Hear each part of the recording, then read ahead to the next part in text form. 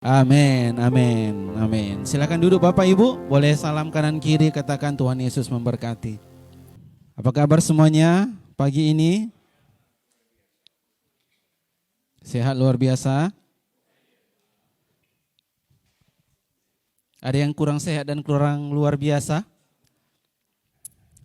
Enggak ada kayaknya ya, semuanya luar biasa, amin. Ya, enggak terasa kita masuk ke dalam bulan Februari. Ini adalah bulan apa Bapak Ibu? Ya, bulan kasih sayang. Berarti bulan-bulan lainnya enggak ada kasih dan sayang ya. Bulan-bulan yang lainnya cari sendirilah. Enggak lah ya, kita selalu hidup di dalam kasihnya Tuhan walaupun bulannya hanya dikatakan bulan ini. Nah tapi juga bulan ini kita ada bulan yang spesial untuk Indonesia ya kan. Kita mau coblos nomor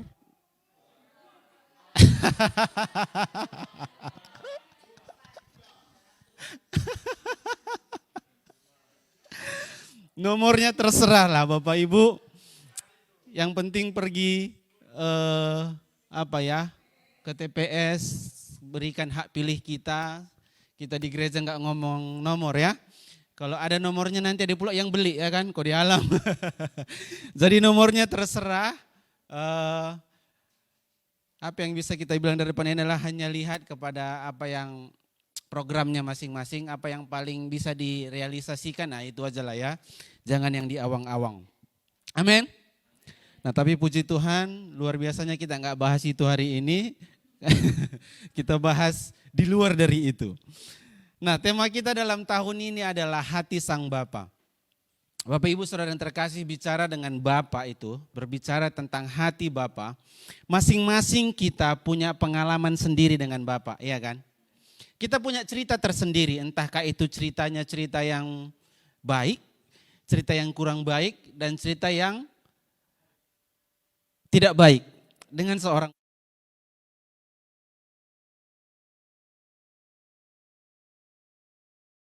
suci. Jadi waktu saya berbicara tentang seorang Bapak, saya nggak punya gambaran yang rusak tentang Bapak. Karena saya nggak pernah hidup dengan seorang Bapak.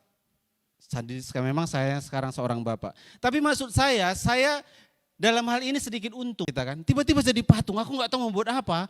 Si anak ini nggak bilang halo Pak, selamat sore lagi, lari ke rumah jerit, mama gitu. Si anak ini sembunyi di balik mama. Anggap saja ini mamanya, dia sembunyi di balik mama. Si bapak dari sana lagi pengen balok. Mau pukul anaknya, mamanya itu menghalang-halangi jadi tameng. Kupikir kenapa gini kehidupan berbapak gitu kan. Terus besok-besoknya aku tanya anak ini, gimana bapakmu masih marah? Dia bilang, enggak, biasanya gitu bapakku gitu. Aku datang takutnya setengah mati. Udah mau pingsan aku di situ. Untung aku cowok, kalau tadi cewek pingsan betulan. Besoknya aku bilang gimana, biasanya kami gitu. Masa biasa pakai balok gitu. Nah itu cerita dia Bapak Ibu. Enggak tahu bagaimana dia survive bertahan dengan Bapak seperti itu. Tapi mau nggak mau gambaran Bapak di dunia ini rusak, betul kan? Nah tahu nggak kita bahayanya apa yang kita terima di rumah kita sekarang gambaran dengan seorang Bapak. Kalau kita nggak hati-hati besok-besok kita berumah tangga itu juga yang akan kita turunkan. Karena itu pengalamannya. Tadi di depan kan aku bilang kan aku bersyukur nggak punya pengalaman buruk dengan seorang Bapak. Tapi yang nggak enaknya sekarang, waktu aku sama Gio, kadang aku nggak tahu kayak mana harusnya jadi bapak. Dia mau tempeleng aku pun nggak apa-apa. Semalam kami main-main, terus biasa kan bercandaan-bercandaan. Dia nggak tahu apa arti bodat. Terus dia bilang aja, ayolah temannya aku, pergilah sana sendiri, ayolah bodat gitu. Terkejut juga awaknya kan. Terus gue bilang sama mamanya, apa katanya Pak? Dia aja, ayolah bodat gitu. Terus tahu nggak Gio tahu nggak arti kata bodat? Nggak tahu apa memang. Untung dia nggak tahu kan. Gio tahu kata itu dari mana? Teman-temanku aja, aku dengar aja temanku bilang bodat gitu. Nggak sadar dia bilang sama bapaknya bodat gitu. Waktu kami kasih tahu arti bodat itu monyet, Maaf Pak, maaf Pak, gitu kan. Bayangkan Bapak Ibu, bagaimana kita menjalani kehidupan kita dengan seorang bapak itu menjadi identitas kita. Punya bapak itu bukan hanya sekedar aku punya bapak gitu, enggak kan. Kita punya bapak itu menjadi identitas kita, tahu enggak Bapak Ibu. Hari ini aku marga Tobing, anakku wajib marga Tobing. Meskipun aku adopsi anak, aku ambil, enggak mungkin aku buat dia marga Pastor Yohan kan. Waktu aku adopsi dia, di dalam paper, dalam kertas-kertasnya itu ditandatangani, dia angkat dia menjadi apa? Tobing. Artinya itu menjadi identitas, betul enggak? Jadi bayangkan kalau gambar Bapa di dalam hidup kita itu rusak, berarti identitas kita pun rusak. Seperti teman yang aku ceritakan tadi Bapak Ibu, itu enggak hanya satu teman. Ada 2 temanku yang gitu, bapaknya main hajar enggak tanggung-tanggung. Tapi puji Tuhan si anak itu bilang enggak apa-apa, biasanya kami seperti itu. Tahu enggak, kalau dia rasa itu biasa, kalau dia bilang kami udah biasa seperti itu. Besok-besok dia nikah punya anak, dia pun buat seperti itu. Dia akan bilang dalam hidupnya, aku bisa bagus hari ini karena dikasih balok sama bapakku. Dia pun taunya akan balok anaknya kalau nakal. Makanya harga balok sekarang makin mahal Bapak Ibu. Kok jadi ke situ ya? Beneran, tapi satu ketika ada satu teman tanya sama saya gini, Bang, gimana cara kita menghapus gambaran Bapa yang rusak dalam hidup kita? Enggak bisa. Karena mau enggak mau semua masalah itu menjadi kaca spion di mobil kita masing-masing ya kan. Ada satu di kanan, ada satu di kiri. Terus masa depan kita itu seperti kaca utamanya itu. Terus kita bilang aku mau menghapus gambaran Bapa yang rusak dari hidupku.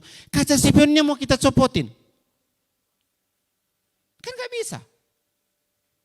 Bapak Ibu yang punya mobil atau yang tahu mobil lah. Untuk apa ada kaca spion kanan kiri? Lihat ke belakang kan? Ngeliat masa lalu. Misalnya kita mau mundur gitu, nggak ada abang-abang parkir di belakang. Kalau ada abang parkir kan enak kan? Kili, telus, gini. Ada teka-teki geo itu. Kiwi apa yang ada di bus atau di mobil? Kiwi bang. Tapi bayangkan kalau nggak ada orang di belakang, kaca spionnya nggak ada, susah kan kita kan? Mau lihat ke belakang harus nengok dari seperti ini. Bapak Ibu, bukan saya bilang penting untuk lihat masa lalu, enggak. Tapi semua masa lalu kita itu, semua pengalaman-pengalaman kita, baik yang baik ataupun yang buruk, itu menjadi kaca spion di hidup kita ini. Di kanan kiri. Nah semua waktu dia tanya itu, aku bilang pengalaman yang baik pun enggak bisa dihapus. Pengalaman yang buruk pun masih di situ terus. Tinggal pilihan kita saja, apa kita lihat ke depan, ke masa depan kita, atau kita lihat terus mengemudi sambil lihatnya kaca spion. Lama-lama nabrak kita kan. Kalau kita lihat ke situ terus, lama-lama nabrak. Padahal Tuhan yang mengasihi kita, Allah yang mengasihi kita itu angkat kita bukan menjadi hambanya. Tapi kita diangkat kita menjadi apa? Anaknya. Nah jadi waktu seperti saya Bapak Ibu, saya nggak punya pengalaman dengan Bapak di dunia ini. Setelah saya kenal Kristus, saya memulai ambil adopsi karakter atau identitasnya Kristus itu dalam hidup saya. Makanya sekarang marga saya bukan hanya Tobing di KTP saya. Marga saya adalah Kristus. Jangan lempar ya, ini bercanda. Kita lihat sebentar di dalam Mazmur 103.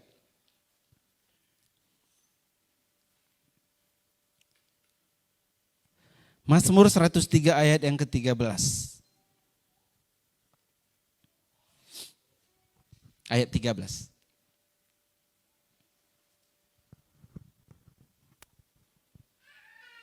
Sudah dapat? Ya, sama-sama kita baca Bapak Ibu, 1, 2, 3 ya.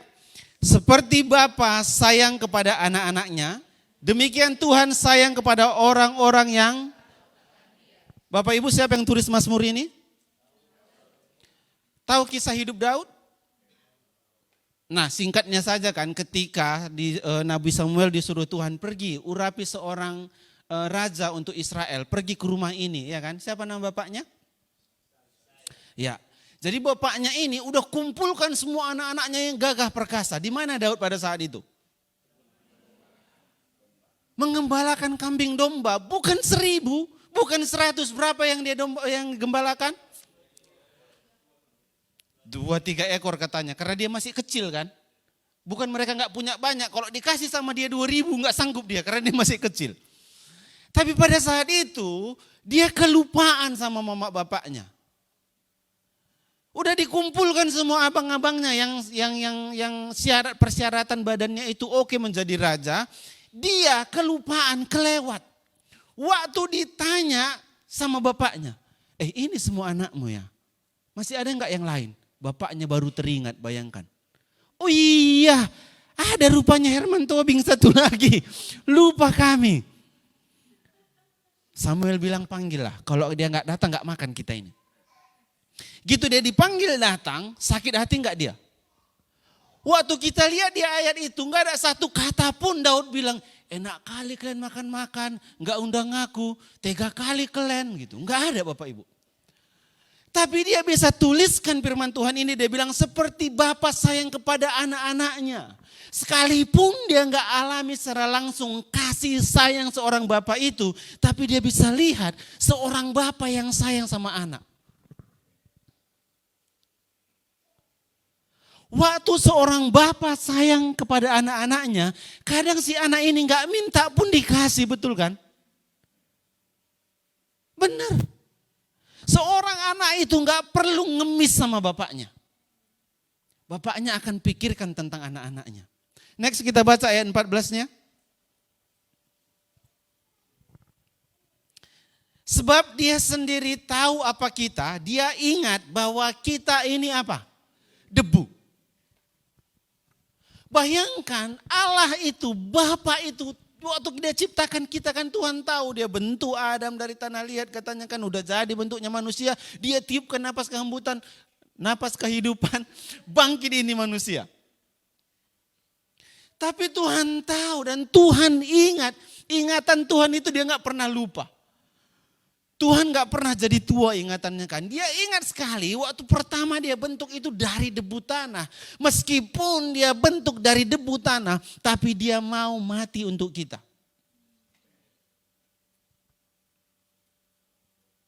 Pasti kita saat ini waktu kita beli misalnya baju.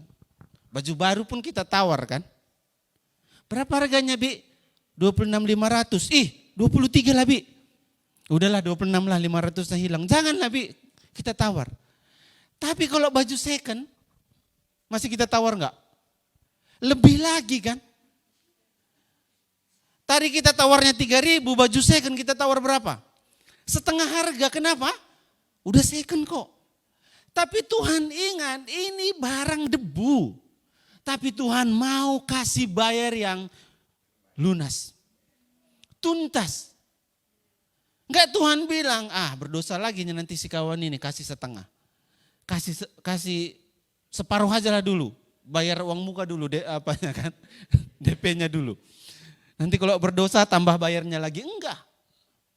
Tapi Tuhan lakukan dengan segenap hati. Tuhan punya satu rencana yang begitu mulia untuk setiap kita.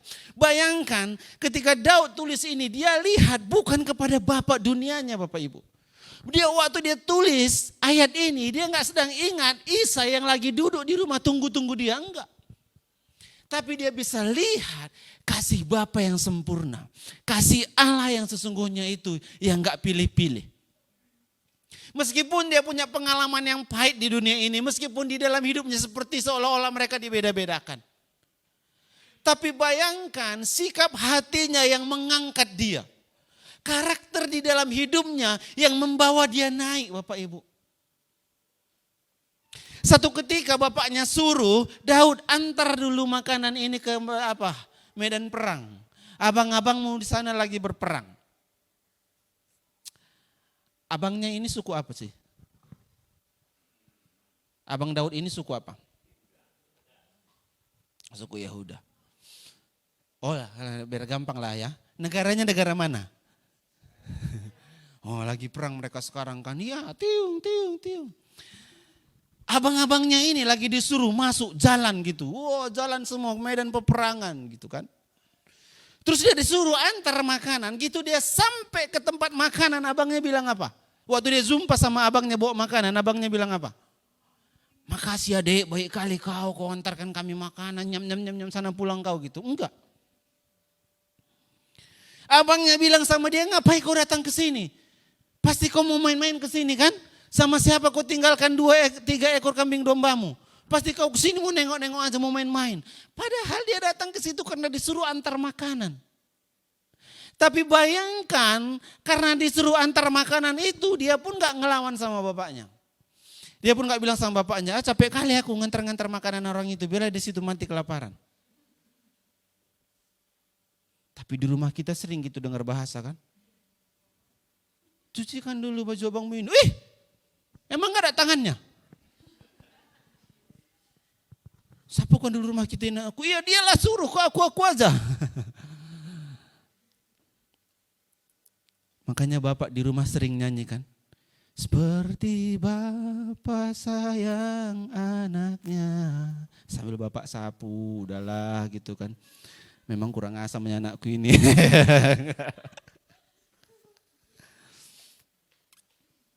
Ayat 15 kita lihat Bapak Ibu.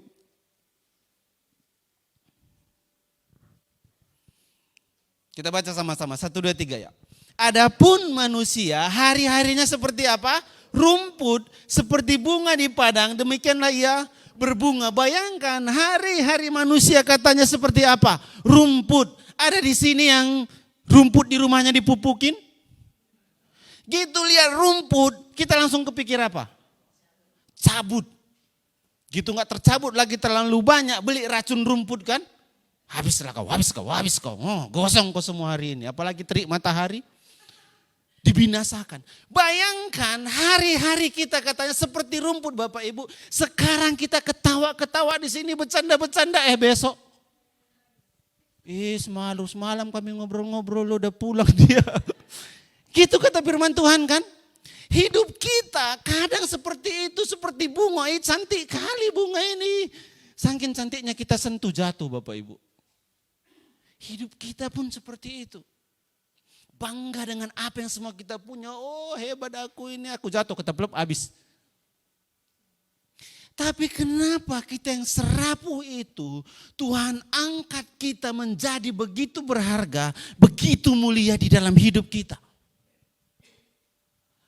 Tadi kan saya bilang di awal Bapak Ibu, anak dengan Bapak itu bukan hanya sekedar berbicara apa hubungannya enggak. Tapi juga berbicara identitas. Itu kenapa waktu kita diangkat menjadi anaknya Allah, kita dibuat menjadi ahli waris. Menjadi ahli warisnya sorga itu bukan mewarisi dunia ini Bapak Ibu. Tapi kepada kita diberikan otoritas. Kepada kita diberikan kemuliaan. Kita yang gak ada apa-apanya seperti rumput ini tadi, seperti bunga itu tadi. Tapi Tuhan buat kita menjadi mulia. Amin. Ayat 16. Apabila angin melintasinya, ini bunga tadi ya. Apabila angin melintasinya, maka tidak ada lagi ia dan tempatnya tidak mengenalnya lagi. 17.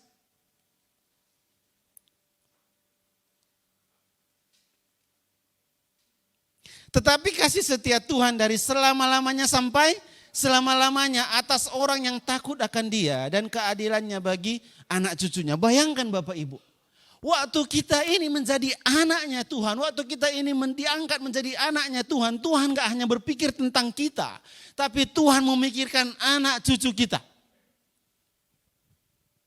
Amin.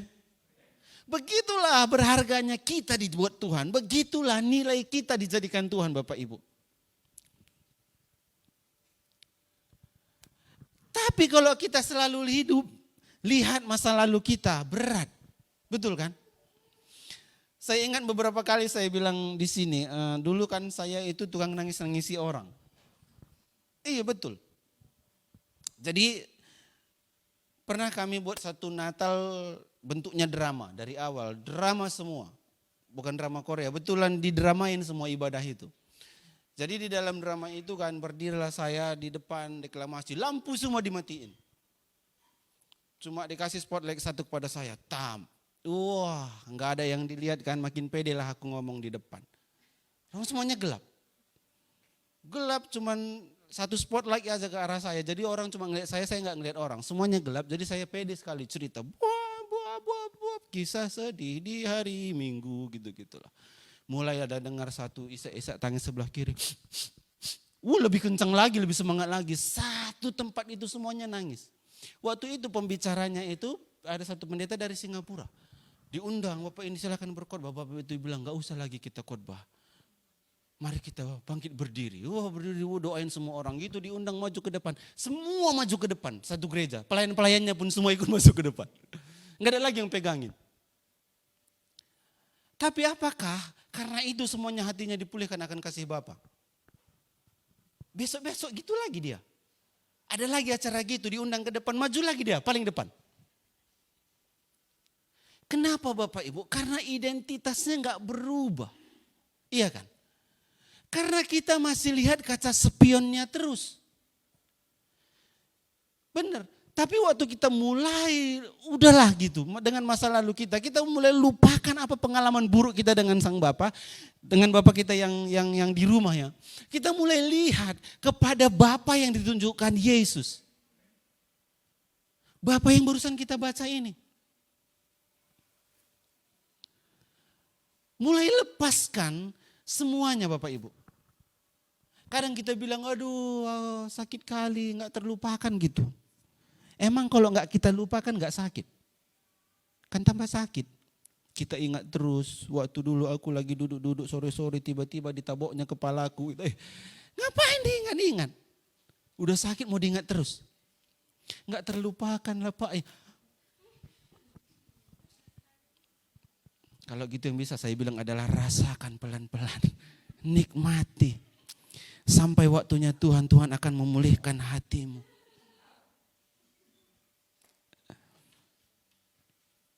Kita lihat dalam firman Tuhan di dalam Maliaki pasal 4 ayat 5 dan 6. Sambil dicari saya bacakan Bapak Ibu. Firman Tuhan berkata seperti ini. Sesungguhnya aku akan mengutus Nabi Elia kepadamu menjelang datangnya hari Tuhan yang besar dan dahsyat itu. Maka ia akan membuat hati bapa-bapa berbalik kepada anak-anaknya. Dan hati anak-anak kepada bapa-bapanya. Supaya jangan aku datang memukul bumi hingga musnah. Bapak Ibu, bukankah ini telah diselesaikan Yesus bagi kita? Waktu firman Tuhan ini dibilang, aku akan mengutus Nabi Elia. Sekarang bukan hanya Nabi yang diutus.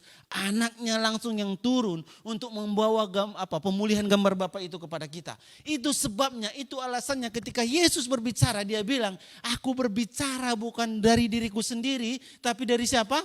Bapa yang mengutus aku. Yesus mau waktu kita melihat Bapa, kita bisa melihat gambaran Bapa yang sempurna.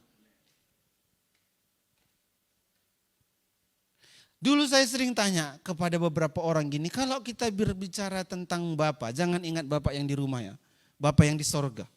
Waktu kita menggambarkan ya, memvisualisasikan dari Bapa yang di sorga, apa yang ada di benak kita? Mungkin kita sedang melihat gambaran seorang bapak-bapak yang gemuk besar, duduk di kursi yang mewah tahtanya kan, pegang tongkat, terus janggutnya panjang warna putih. Iya enggak? Tergantung saudara buat gambarnya kan, betul kan? Kenapa enggak gambarkan seorang bapak seperti yang kita mau misalnya, aku mau bapak yang mengasihi, lihatlah bapak seperti itu. Kan bebas kita yang gambarkan. Tapi kalau kita lihat kepada Yesus sebagai seorang Bapa, dia bilang apa yang aku sampaikan kepadamu hari ini bukan berasal daripada aku, tapi dari siapa? Dari Bapa. Tapi waktu kita bisa lihat Yesus jalan di bumi ini, bukankah pekerjaan-pekerjaan yang Yesus lakukan itu mewakili Bapa? Waktu kita menderita, waktu kita sakit-sakitan, Yesus datang, gak ada penghakiman di dalam dia. Bayangkan saja seperti yang sudah diceritakan Pastor Paul kayaknya bahas ya, atau di mana ya, atau di Wibi ya kita bahas. Ada seorang perempuan pendarahan, terus bilang sama dirinya, Asal ku jamah saja apa? Aku pasti. Bayangkan waktu itu dia nggak minta izin daripada Yesus. Dia nggak bilang, Yesus doakan aku. Dia hanya bilang sama dirinya sendiri, kalau aja aku sampai, bukan kakinya loh, ujung jubahnya. Apakah ujung jubah Yesus saat itu dari sorga turunnya Bapak Ibu? Enggak, itu tenunan manusia. Dengan kata lain, baju atau jubah yang Yesus pakai pada saat itu sama dengan baju kita kan. Tapi perempuan ini bilang, asal ku jamah saja. Artinya, waktu kita dalam kesusahan, Tuhan itu pun susah lihat kita. Tuhan berusaha gimana caranya supaya anakku ini mengalami kesembuhan. Itu sebabnya waktu seorang wanita pun dia ketangkap di dalam perzinahan, semua orang udah siap-siap mau lempar. Terus Yesus bilang, siapa yang gak berdosa lemparlah luan. Waktu semuanya satu-satu pergi, tinggal Yesus di sana. Yesus tanya perempuan itu kan, ada gak orang yang lemparin kau? Dia bilang, enggak Tuhan. Kalau gitu aku pun enggak, udahlah pergilah kau. Yesus ampuni Bapak Ibu, karena Yesus tahu pengampunan itu membawa pemulihan.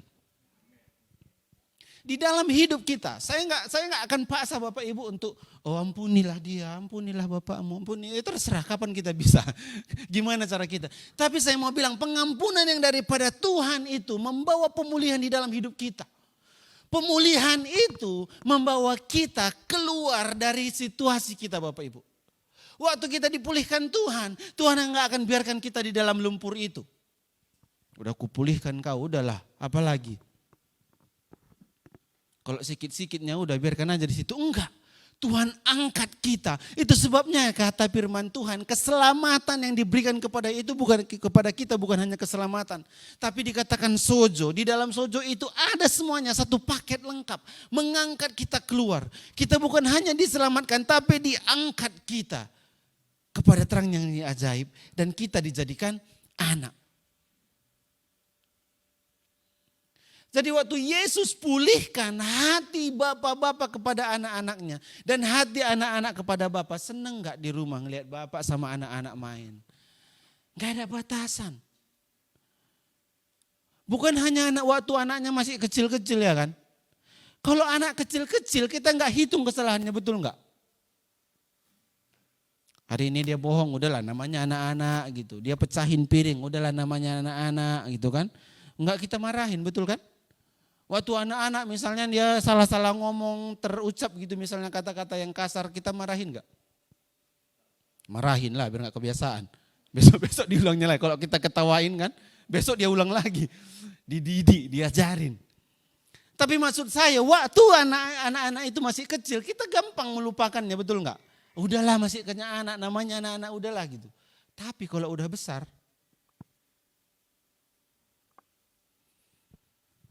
yang udah mulai remaja anaknya kan, di depan teman-temannya peluk lah anak-anak itu. Pasti agak risih dia. Malu ditengok teman-temannya. Kenapa? Karena gak biasa. Tapi kalau sudah dipulihkan bagi dia itu biasa. Orang tuanya, bapaknya dianggapnya temannya ya kan. Nyaman gitu. Nah itu yang Yesus lakukan. Pemulihan itu yang Yesus lakukan.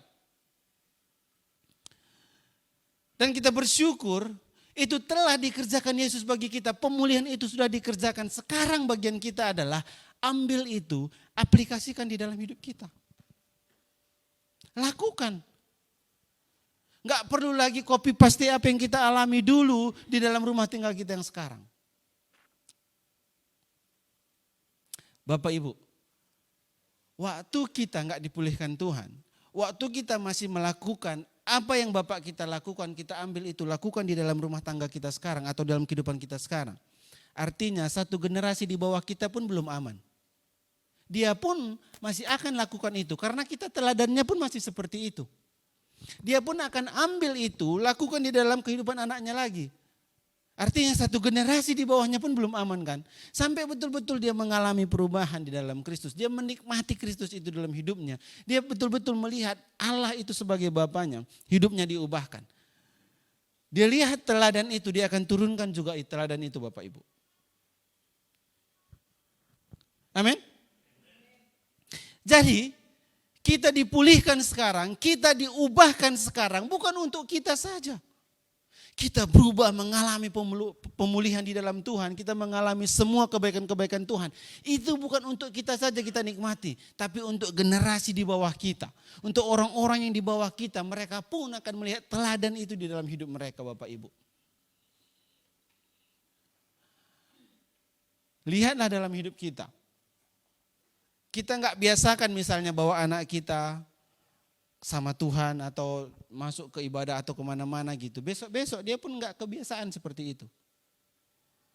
Dia pun akan ngerasa, gini kok kami dari dulu gitu, apa yang salah gitu kan. Tapi waktu kita lihat, ajarkan firman Tuhan sama dia, kita buat dia itu kayak betul-betul sadar akan Tuhan. Itu akan menjadi satu nilai bagi dia. Dia pun akan lakukan itu di kemudian hari dalam hidupnya. Amin. Nah, firman Tuhan katakan di dalam Yoel pasal 2 ayat 13 bilang seperti ini. Koyakkanlah hatimu dan jangan pakaianmu, ya jangan pakaian yang dikoyak, hatinya dikoyak biar pulih gitu. Terus berbaliklah kepada Tuhan Allahmu sebab Ia pengasih dan penyayang, panjang sabar dan berlimpah kasih setia dan Ia menyesal karena hukumnya. Bayangkan waktu Tuhan menghukum orang, Tuhan nyesal loh.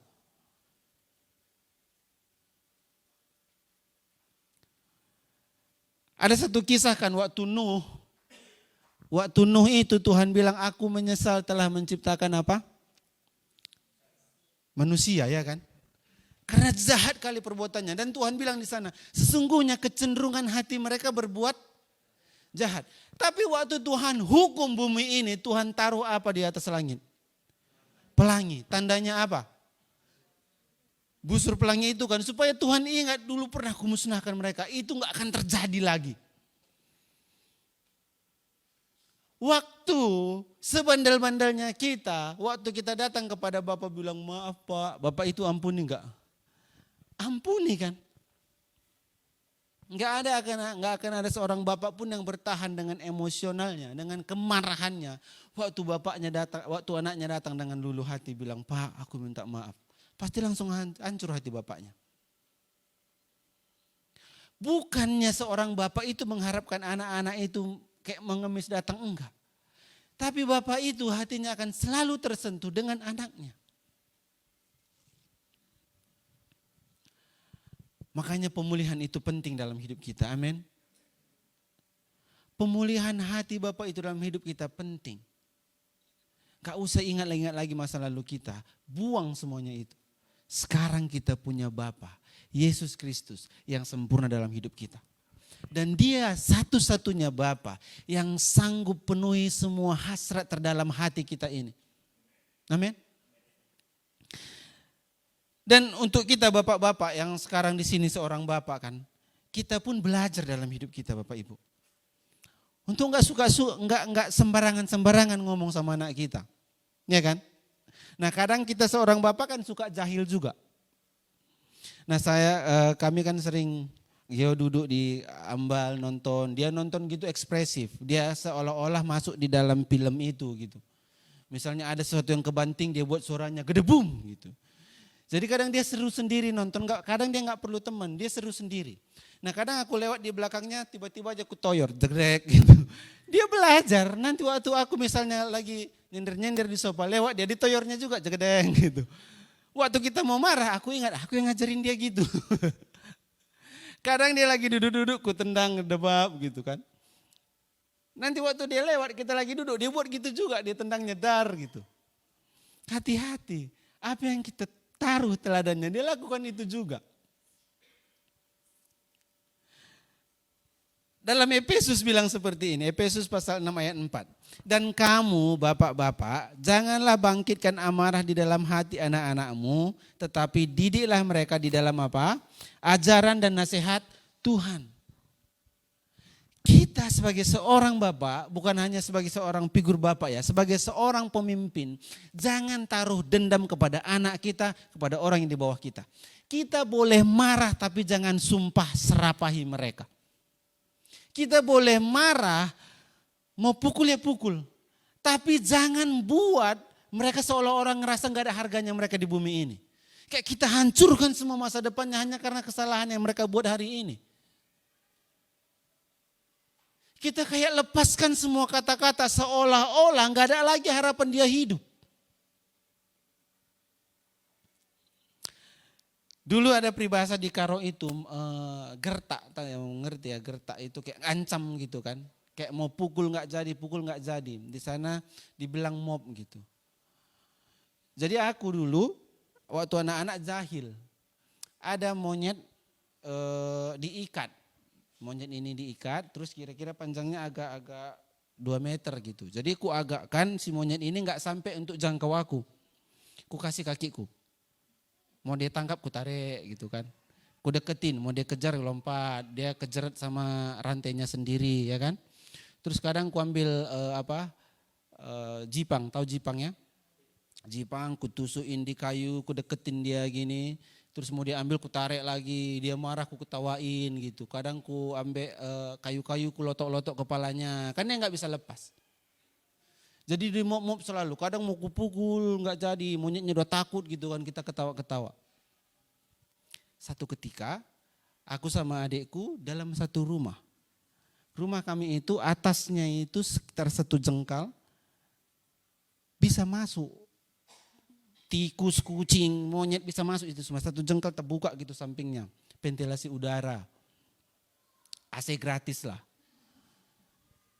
Satu ketika si monyet ini lepas, dia bisa tahu mana rumah kami.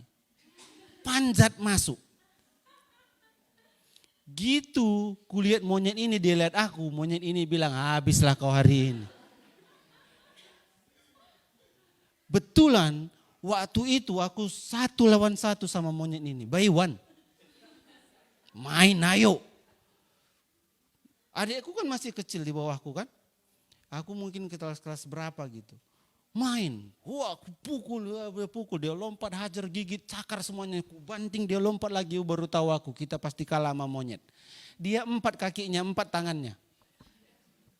Betul, kita udah mau banting, dia masih pegang lagi pakai kakinya kan. Dia balik lagi, jambak, tarik, gigit. Sampai aku gak tahu lagi gimana, aku bilang sama adekku, buka jendela. Karena saat itu pintu kami dikunci sama mama. Gak bisa keluar. Makanya monyet itu puas sekali hajar aku waktu itu. Dendam kali dia. Waktu itu Bapak Ibu masih zamannya radio pakai baterai. ABC yang gede-gede. Oh ada itu 8 biji lagi dijemur. Gitu adekku buka gedebab. Itu baterai lagi dijemur matahari di luar biar bisa cas lagi dipakai. Orang kampung dulu gitu kan. Wah aku ambil lah baterai ini lemparin. Gedebak. Sambil jerit-jerit. Akhirnya adekku ini keluar menjerit-jerit. Seperti orang kerasukan, tolong, abangku dikejar monyet. Si pemilik monyet ini langsung ambil senapangnya, masuk ke rumah, tembak, tas, lari monyetnya. Dibawa lagu ke rumah sakit, disuntik, dikasih minum, anti rabies kan. Ada lagi minuman samsu putih itu, disiram di badanku, waduh. Perihnya minta ampun. Sampai jerit-jerit. Sama bidan itu pun bilang nanti setelah berapa hari disuntik lagi anti rabiesnya. Semua. Karena katanya rabies monyet itu lebih parah daripada rabies anjing. Jadi akhirnya ngomong-ngomong sama yang punya rumah, bunuh aja lah monyet itu, bunuh. Dia lagi naik di atas, tembak, tar. Mati monyetnya, puaslah hatiku. Betul. Kayak rasa diobati sedikit lah hati ini gitu. Walaupun luka-lukanya masih ada, monyetnya udah mati. Udah dapat turunnya udah mati monyet ini dia. Orangnya udah enggak ada pergi, orang ku tendang lagi udah mati-mati pun. Mampus kau. Bayangkan rasa dendam itu Bapak Ibu. Mungkin kita rasa bagi kita kadang orang tua. Aku kan wajar marahi anakku, iya wajar. Tapi jangan buat mereka seperti nggak ada harapan apa-apa. Kayak hilang harga diri anak itu. Makanya penting waktu kita tegur, nasihati anak kita. Jangan tegur depan teman-temannya. Waktu mau kita marahin mereka. Marahinlah di belakang-belakang. Jangan depan orang ramai. Kadang kita kan nggak sabar digotil. Cuit gitu. Tiba-tiba aktif tombolnya kan.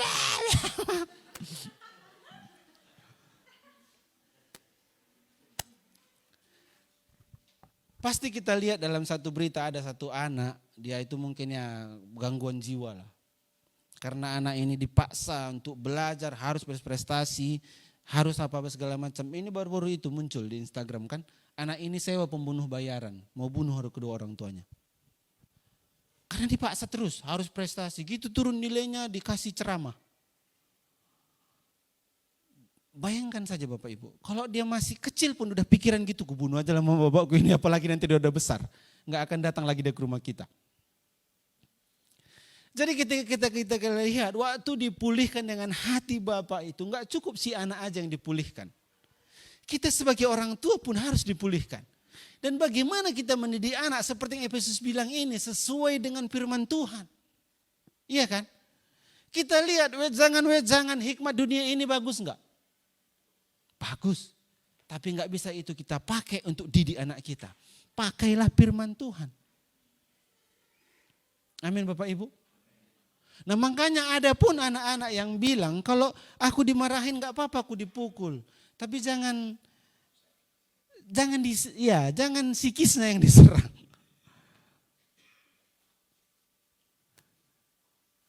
Apalagi jangan marahin anak ketika lagi makan. Dia masih mau masukin satu suap. Udah kok nggak tahu ngapa-ngapain, makan pula kau gitu kan. Aduh hancur kali hati itu.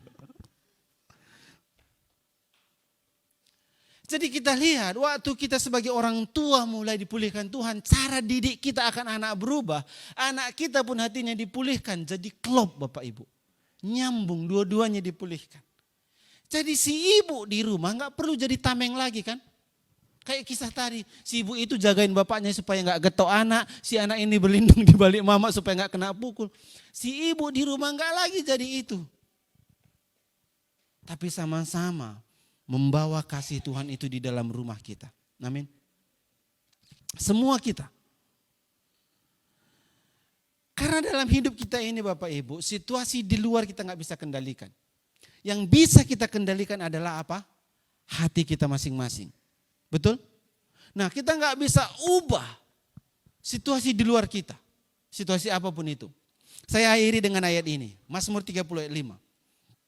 Sebab sesaat saja ia murka, tetapi seumur hidup ia murah hati. Sepanjang malam ada tangisan, menjelang pagi terdengar apa? Sorak-sorai. Kalau kita belajar daripada Bapa Surgawi kita, memang dia dulu menghukum.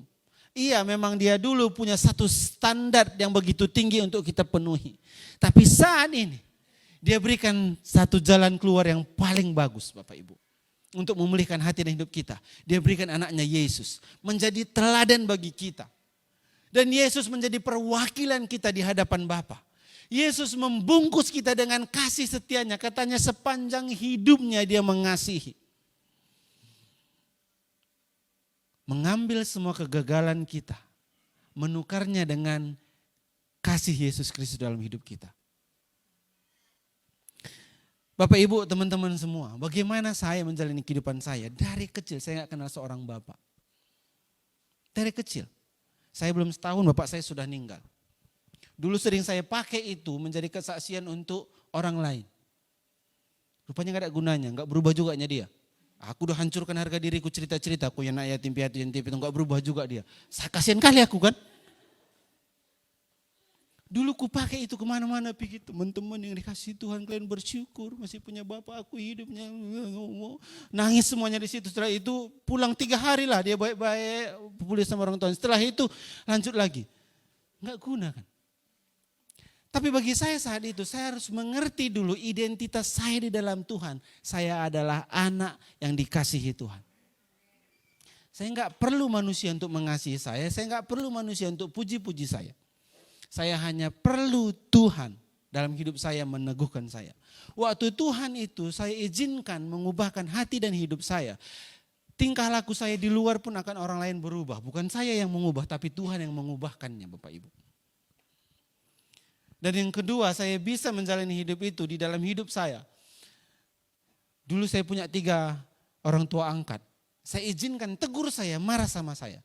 Dan sekarang saya pulang pun kalau saya datang ke rumah mereka lihat saya sebagai seorang anak. Saya aja sekarang kurang ngajar, jarang pulang gitulah. Tapi untuk apa itu? Waktu kita punya Bapa yang menegur kita, kita bisa berubah. Makanya di gereja kita ini, kita bisa lihat pemimpin itu sebagai seorang Bapa ditegur, jangan sakit hati. Asik-asik aku, jangan kena marah, bukan gitu. Kita mau sama-sama menjalani kehidupan yang merdeka ini dalam Kristus. Dan hubungan kita dengan Tuhan itu enggak selalu bisa kita lihat nyata kan, karena Tuhan enggak kita lihat. Kadang kita perlu seseorang di samping kita untuk bilang, Tuhan itu sayang loh samamu. Tuhan itu pikirkan loh masa depanmu, kita perlu. Itu makanya kita perlu komunitas ini Bapak Ibu. Itu sebabnya kita perlu gereja ini. Dan saya mau bilang hari ini, dengan semua pengalaman-pengalaman buruk kita di masa lalu, buang. Hapus air matamu, lupakan sedihmu, bangkit dan berdirilah. Ada Kristus yang mau memulihkan hati dan hidupmu saat ini. Enggak perlu tangis-tangisi lagi, segini segala macam, segala ini aku harusnya seperti ini. Enggak perlu. Apa yang perlu kita buat sekarang ke depan adalah jalani hidup kita dengan sebaik-baiknya bersama dengan Roh Kudus, bersama dengan Bapa, dan Dia adalah Bapa yang sesungguhnya.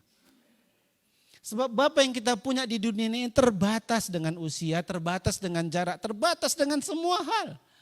Tetapi Bapa yang di sorga, Dia lebih daripada sekedar Bapa. Izinkan Bapa itu mengisi kekosongan dalam hati kita. Dan hanya Dia yang mampu menjawab semuanya di dalam kebutuhan kita dalam hidup ini. Amin Bapak Ibu. Mari kita sama-sama bangkit berdiri.